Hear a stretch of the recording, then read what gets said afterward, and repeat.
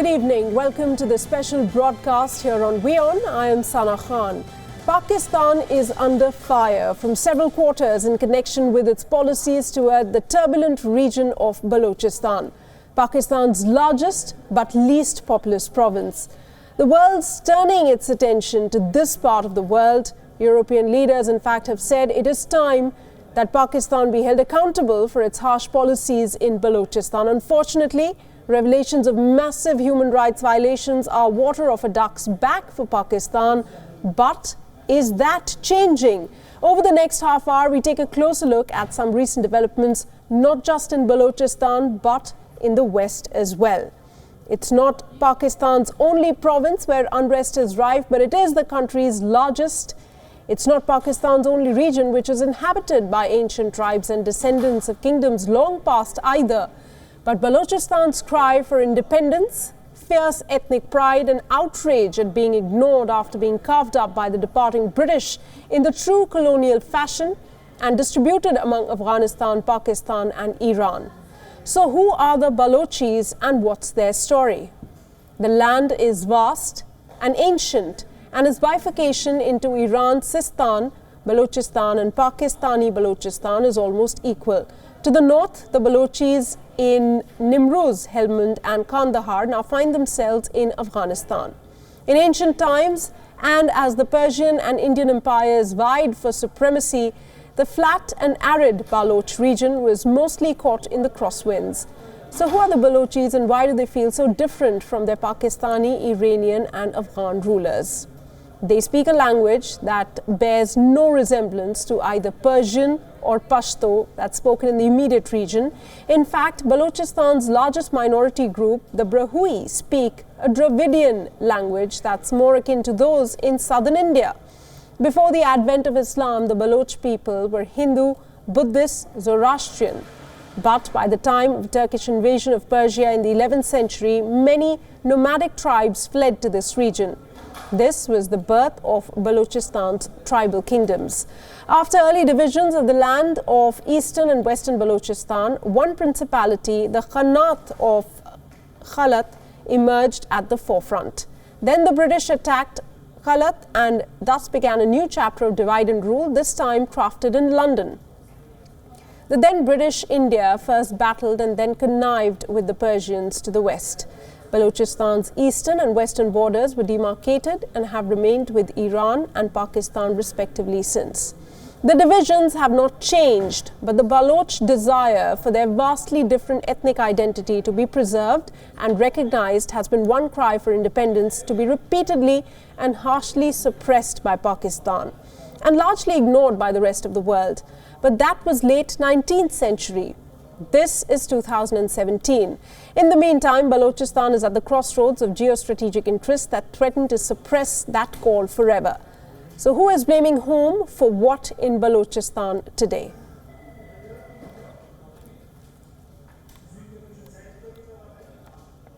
Earlier, Pakistan's Prime Minister Nawaz Sharif inaugurated the Gwadar port in southern Balochistan, a pivotal event that stirred up the feeling of fierce nationalism within the restless province, which in the interim is marked by insurgency, growing religious extremism and a slow but ruthless exploitation by what the Baloch see as outside forces of Balochistan's natural resources like natural gas.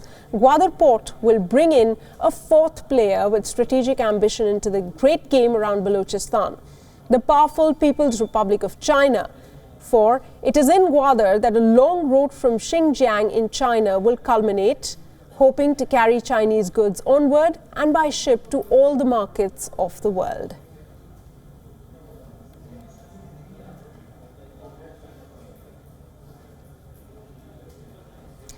So will China's entry into what's already a highly inflamed region be a game changer for Balochistan? WION's Pakistan Bureau Chief Taha Siddiqui traveled to the western province to bring you this exclusive investigation from the ground.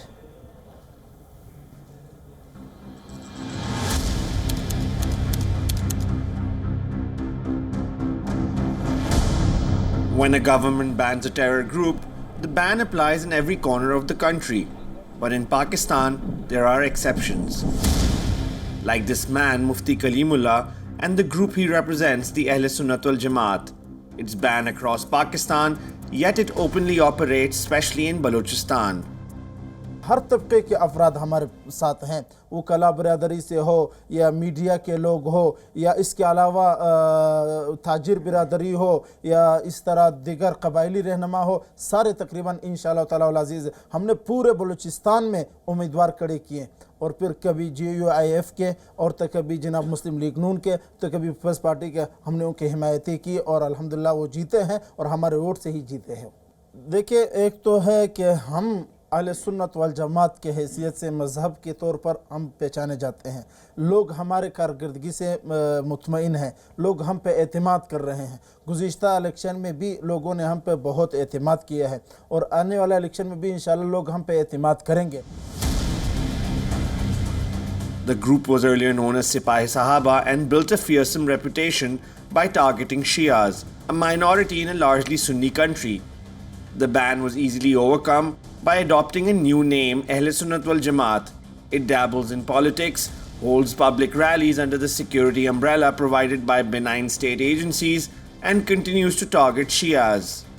अहले तशय्युअ के लिए अलग कवानीन होने चाहिए, उन्हें उसी तरह पाबंद रखना चाहिए जिस तरह दिगर ममालिक में पाबंदी के साथ उन्हें एक मखसूस तबके के तौर पर रखा गया है। उन्हें जो है ना, हम इसी मौजू पर हम हुकूमत के साथ खड़े हैं, इदारों के साथ खड़े हैं, फ़ौज के साथ खड़े हैं कि वो किसी भी ऐसे इक़दाम के लिए कदम उठाएं और अहले तशय्युअ को रोके, हम उनकी हिमायत करते हैं।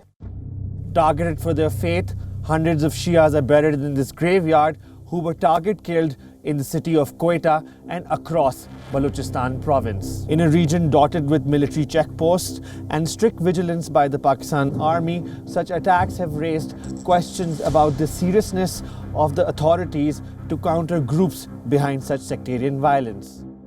Shia community leaders in the Baloch capital Quetta, like Raza Vakil, feel that the Pakistan military uses these Islamists to counter the insurgency in Balochistan. Baloch इलाकों में मदरसों का बिल्कुल नाम निशान नहीं था। अब हम देखते हैं कि एक ही गांव में करोड़ों रुपए के एक नहीं बल्कि 6-6, 7-7 मदरसे हैं। आप कराची से निकले मकरान की तरफ जाएं, आपको देखेंगे कि बहुत से छोटे से एरिया में इंतहाई ज़्यादा खर्चे पर बनाए गए कई मदरसे हैं। तो लाजमी बात है, इन मदरसों को बनाया भी इसीलिए गया है ताकि एक ये जो जितने भी पॉलिसियाँ हैं, जिन मदरसों में ये तरबियत दी जा रही है, इस तरह की जो जहनियत जिस तरह जहाँ क्रिएट की जा रही है, मेंटलिटी जहाँ क्रिएट की जा रही है, उन पर हमारी हुकूमत का अभी तक कोई नज़र नहीं है कि किन किन मदरसों में किन किन इलाकों में ये मदरसे कायम है और उनमें किस तरह लोगों को रिलीजियस एक्सट्रीमिज़म की तरफ ले जाया जा रहा है। बुनियादी बात तो ये है, जब तक इन लोगों को छूट होगी, जब तक गुड और बैड मजहबी होंगे, जब तक गुड और बैड तालिबान होगा, उस वक़्त तक हमारे मुल्क के हालात इसी तरह रहेंगे। जब तक अमन को बरकरार नहीं करेंगे तो इक़्तिसादी जितने भी प्लानिंग्स है उन पर अमल नहीं हो सकेगा। Just last month, a member of Raza's community was killed in broad daylight outside his shop. His brother tells us the story of this brutal killing. उधर अंदर घुस गया एकदम, बस उन्होंने बोला कि फायरिंग शुरू किया।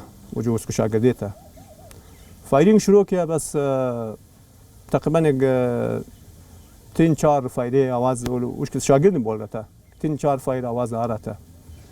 बस दुनिया खामोशी हो गया। जब खामोशी हो गया, बोला कि वो शागिर्द ने बोला कि मैं जब ऐसे निकल कर बाहर आ गया, दुकान के सामने आ गया, बस देखा उस्ताद को, बस कि उस्ताद में खून की लटपट में उधर पड़े दुकान के सामने। फिर बोला कि मैंने अपना चादर में था, वो एक चीज़ हमारे पास नहीं था, अपने चादर को उस पर मैंने खींचा, इसको मुंह को बंद किया। ये इसी वजह से मारता है कि भाई ये लोग शिया है, शिया की वजह से भाई बस इसको मारो। बस ये बढ़ रहा है सर। अभी हम लोगों का इतना वस नहीं है कि मैं ये जो बाज़ार मेन रोड तक मैं नहीं जा सकता। जब मैं जाऊँ ये काला चश्मे पहनता हूँ या ये मुंह ऐसे रुमाल के साथ ऐसे बांधता हूँ कि मुझे किसी पहचान नहीं सके।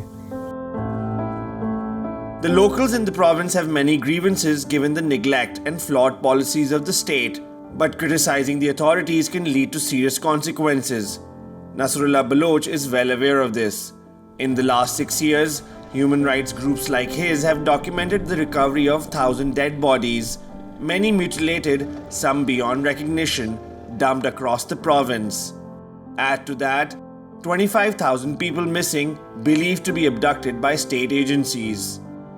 लोग मिसिंग किया जाता है, उनको उठाया जाता है, तो उनके जो फैमिली मेंबर्स होते हैं वो बाकायदा हमारे ऑर्गेनाइजेशन के पास आ जाते हैं, एचआरसीपी के पास चले जाते हैं या फिर पुलिस स्टेशन चले जाते हैं, क्लेम करते हैं कि भाई हमारे घरों पे रात को छापे मारे गए, एफसी मतलब वहाँ पे बारी नफरी में आए हुए थे, उसमें उनके साथ सिविल ड्रेस में दूसरे लोग भी थे और एफसी की काफ़ी गाड़ियाँ मौजूद थी और वहाँ से लोग हमारे प्यारों को उठा के ले गया है। बाद में फिर वो उन्हीं लोगों के हवाले से जो वो क्लेम करते बाकायदा ये रिपोर्टेड चीज़ें हैं, हमारे ऑर्गेनाइजेशन के साथ है, एचआरसीपी के पास भी उनकी डिटेल्स मौजूद है। फिर 6-7 महीना गुजर जाता है, फिर उन लोगों को इश्तिहारी करार दिया जाता है कि भाई ये लोग इश्तिहारी है, अपने जो इलाके के थाने वहाँ के वो लोग हाज़िरी दे, अपनी सफाई पेश कर दे, न तो फिर हम लोग उनको गिरफ़्तार करके ले जाएंगे। फिर अचानक होता इस तरह है कि तकरीबन 2 महीने गुजरने के बाद एक दिन अखबार में आ जाता है कि भाई इनको इनको मुकाबले में हुकूमती इदारों ने मारा है, ये दहशतगर्द थे, ये इस तरह थे, ये फरारी थे, हम लोगों ने मारा है। तो इनका हालांकि 1 साल पहले उनको उठाया जाता है। One of the cases Nasrullah is fighting is that of Ghulam Farooq's father, missing for many years. हम लोगों की बस कोशिश यही है, जो हम लोगों का जदोजहद है, पुरअमन तरीके से हम लोग एहतजाज कर रहे हैं, कोर्ट्स जा रहे हैं, वहाँ पे हम लोग जो है हम लोगों का जो पिटीशन वहाँ पे दायर की हुई है वहाँ पे जा रहे हैं। एक उम्मीद है हम लोगों को कि भाई वाकई ये जो है मतलब एक ना एक दिन आएंगे, अगर मेरे वालिद नहीं आए तो दूसरे लोग तो कम से कम आ सकेंगे इस हवाले से। The insurgency is strong in the southern parts of Balochistan and it has displaced many, including the family of Dr. Asif Anwar. His loved ones had to move on their own. He has no hope in the system. मेरे कुछ relatives हैं वो खुशदार में रहते हैं, वो मतलब वो अपने उसमें रह रहे हैं, जो हब वगैरह गए हैं, जो कोयटा कुछ आए हैं वो तो अपने उसमें रह रहे हैं, उनको कोई ऑर्गेनाइजेशन या कोई और उनको इस तरह का सपोर्ट में कोई नहीं है, नहीं मिल रहा है उनको। जो हालात ख़राब हुए थे इस वजह से लोग जो है माइग्रेट कर चुके हैं वहाँ से। अक्सर लोग मतलब परसेंटेज मुझे नहीं पता, मेरे पास इतना फिगर नहीं है, तो वहाँ से लोग अक्सर वहाँ से हब की तरफ या लसबेरा या कोयटा खुशदार मतलब वहाँ पे लोगों ने कोशिश की है कि यहाँ पे डिस्टर्बेंस से हम दूसरे इलाकों में जाएं। अगर वाकई इस तरह के रूट गुजर जाए वहाँ से सीपे का तो लोगों को फ़ायदा हो जाए तो शायद अच्छा हो जाए 10 साल बाद, लेकिन कोई ऐसा खास लगता नहीं है। This road leads to the southern part of Balochistan, where the insurgency has been limited to. Access to that region is almost impossible given that the military controls all entry and exit points. The conflict has driven thousands of people out of their homes to find safer refuge in elsewhere of Pakistan, including the city of Quetta. Agha Hassan belongs to a Baloch nationalist party that believes displacement is linked to a greater design to change the demographics of the province so that the Baloch are sidelined. जो खौफ है कि भी इस बड़ी यानी तरक्की के जो रेल पेल होगा उससे हम अक्सर अक़लियत में तब्दील ना हो, तब वो उस तरक्की को अपना तरक्की समझकर इसको आगे बढ़ाएंगे। जितने भी ऑपरेशन हुए इन 5 ऑपरेशन हुए अब तक बलोचों को सफ़ाई हस्ती से नहीं मिटा सके, तो इतना नुकसान हुआ। अब उन्हें चाहिए कि वो हालात को समझें, ताकत को सहारा नहीं बनाएं, बल्कि मामलात को बलोच जो मेजर्स इश्यूज़ हैं उनको एड्रेस करें, लोगों को कौमी दायरे में लाने के लिए इक़दाम करें। अदरवाइज़ अगर वो कहेंगे नहीं जी हम इसी तरीके से ताकत को सहारा बनाकर या ताकत के ज़रिए मामला हल करेंगे, तो मैं समझता हूँ कि यहाँ पे हकीकी इक़्तिसादी तरक्की भी नहीं आएगी, खुशहाली भी नहीं आएगी। Even though the army is engaged in these unannounced operations in many parts of the southern Balochistan, Anwarul Haq Kakar, a government spokesperson, downplays these challenges. We are not a war zone. Yes, we have got challenges that I agree to. We have got challenges from different sort of non-state actors, be it religious militants or separatist militants, both. These both are, we feel, not representing the genuine people of this province. The government and the army's tough stance is grounded in realpolitik. China's promise to invest $50 billion in roads and infrastructure with a special focus on Balochistan has stirred the cupidity of the elite in Islamabad. Many see good times ahead for the province. The government plans to develop and transform Balochistan into a prosperous region. But will these dreams materialize? Analysts are skeptical given that there are reservations that this Chinese investment will flow to only a very select few belonging to the ruling elites of the political class and the military, which controls the resources of this province. Such sentiments continue to fuel the insurgency, which is seen as a nuisance, one that can be dealt with by intensifying the crackdown on the civilian population, much of which does not get reported. The spread of religious militancy is dividing the Baloch and diverting the youth into violent activities. Balochistan's cup of sorrow is spilling over, with possibly fateful consequences for Pakistan. Will the Chinese investment change the fortunes of the province? For now, it seems unlikely unless the grievances of the locals are addressed first. Taha Siddiqui, WION, Quetta. Well, is the Balochistan independence movement coming of age? Will the voice of Balochistan now reverberate louder in the corridors of power across the world, even as China makes forays and Iran steers a firm course against Western interests in the region? Well, I'm joined by Mr. Abdul Nawaz Bukhti, who is the international representative of the Baloch Republic Party. He joins me live from Geneva. Thank you so much, Mr. Bukhti, for speaking to us here. Let me start by asking you first, the present situation in Balochistan, do you see that changing? Do you see more and more people now looking at Balochistan and learning about it, for starters? Yes, of course, there are two types of changes in Balochistan, and first is that there is more international attention and the other one is that there are, with the more international attention, there are more human rights violations and more atrocities being committed by the Pakistani security forces. I mean, when we highlight the issues on international forums, when I was speaking at the United Nations Human Rights Council in March, there were intensifications of military operations all around Balochistan, and the enforced disappearances and extrajudicial killings of Baloch people have been increased, and they are just being increased day by day. So there are, with the changes of when there is more attention and more voices being raised for the Balochistan movement, there are also more human rights violations and atrocities being committed by the Pakistani security forces. But how would you say is Balochistan getting that kind of attention?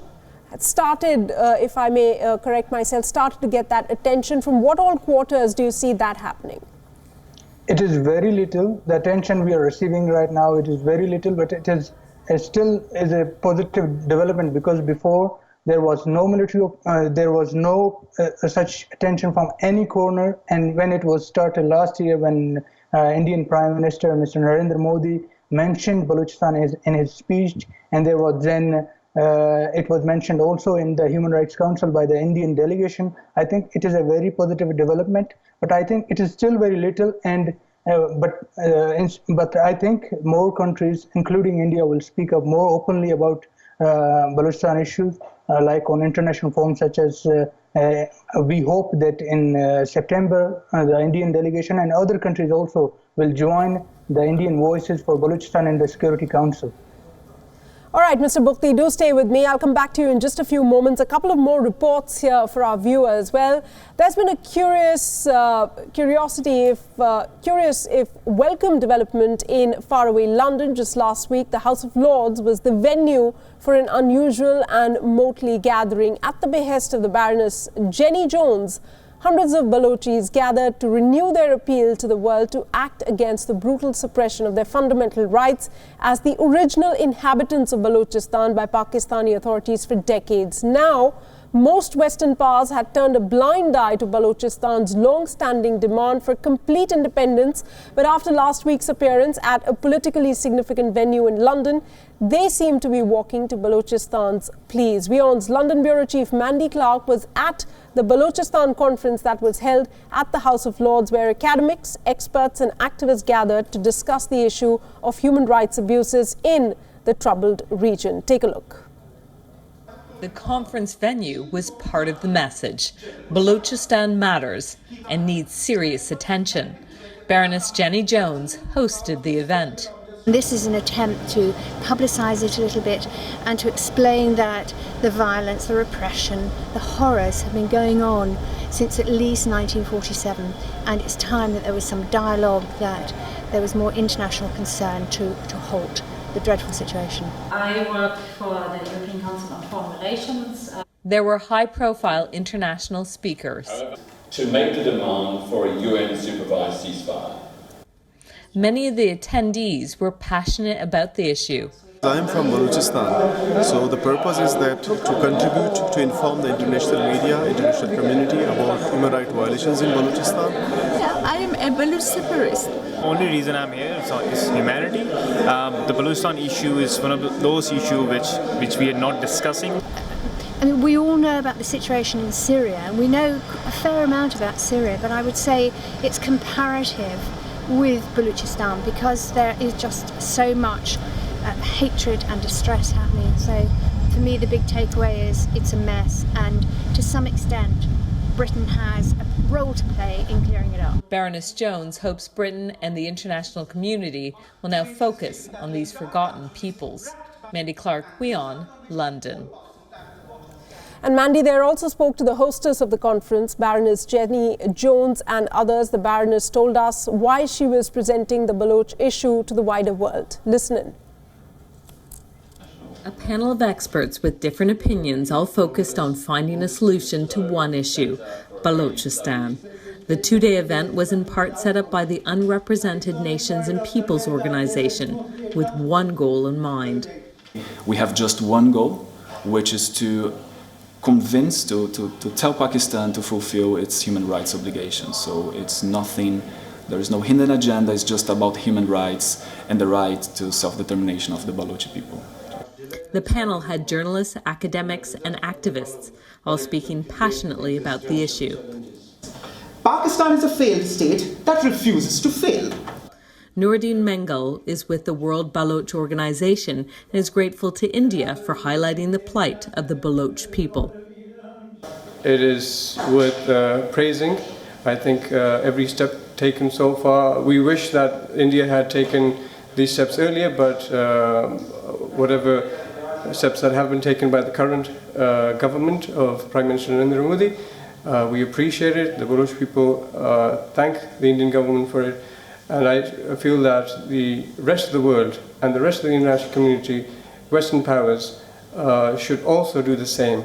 The organizers say that the event, culminating with a discussion at the House of Lords, will be a success if it catches the attention of the public and motivates government to do more. Mandy Clark, WION, London.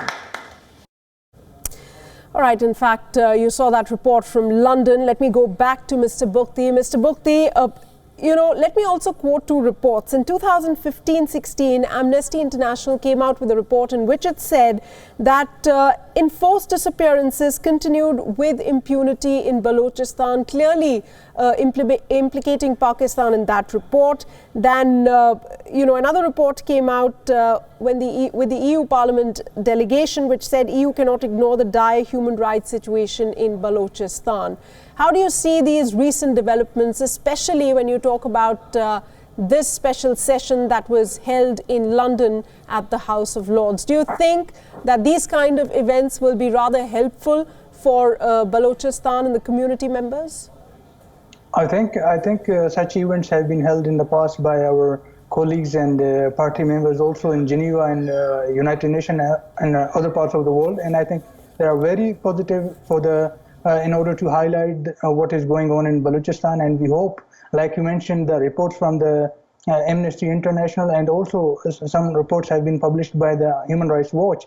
We believe that these reports should be highlighted in international forums, and also the international, especially the Western powers, should play their role in order to stop those human rights violations. I mean, recently the Pakistani government, especially in Balochistan, they have denied access to many NGOs and human rights groups who wanted to report the situation on the ground, and the media, international media, is completely banned, and the local Pakistani media is not allowed to operate freely from Balochistan. So the situation is very dire. I mean, these reports that have been published by international known NGOs like the Amnesty International and Human Rights Watch, I think there are more things to be done. And in order to do them, Pakistan should be forced to allow NGOs and international media to visit and report from Balochistan.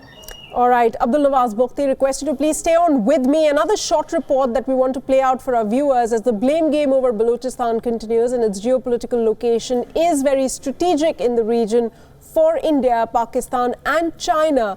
In fact, both these countries are now also eyeing the same. Take a look.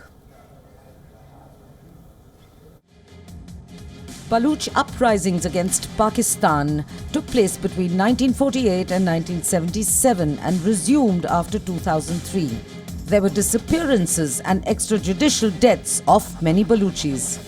The Balochis' chief grouses against Pakistan are poverty, exploitation of natural resources, and the different ethnicity that the Balochis are proud of.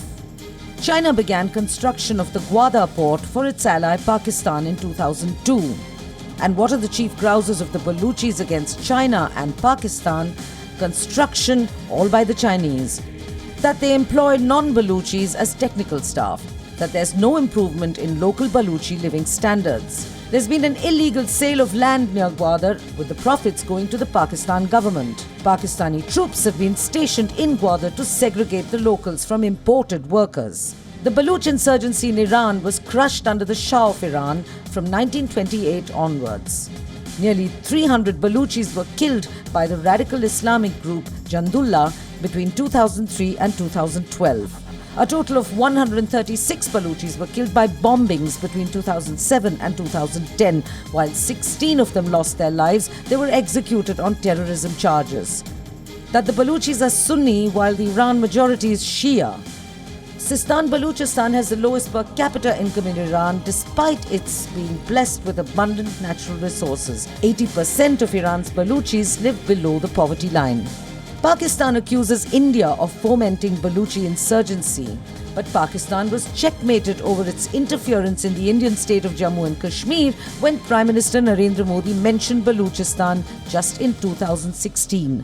The majority of exiled Balochis are still calling for support from India. Iraq was accused of arming Baloch rebels in 1973.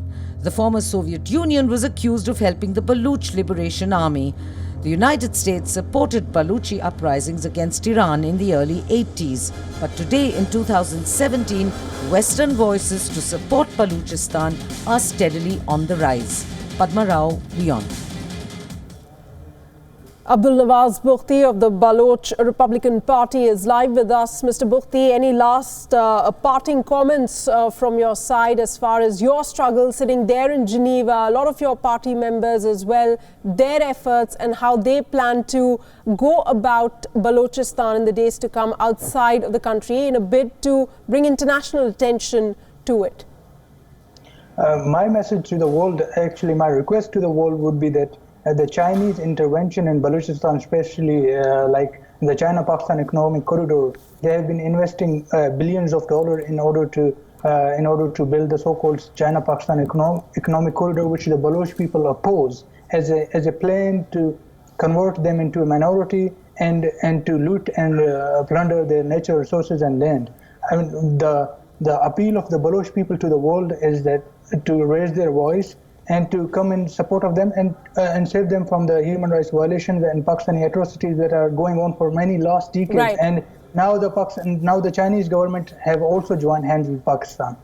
All right, Mr. Abdul Nawaz Bukti, thanks so much for joining us here and sharing your thoughts and your perspective on this major issue that we at WION are highlighting. Well, Balochistan indeed has become an international issue. Recently, Baloch activists held a conference in the UK as well.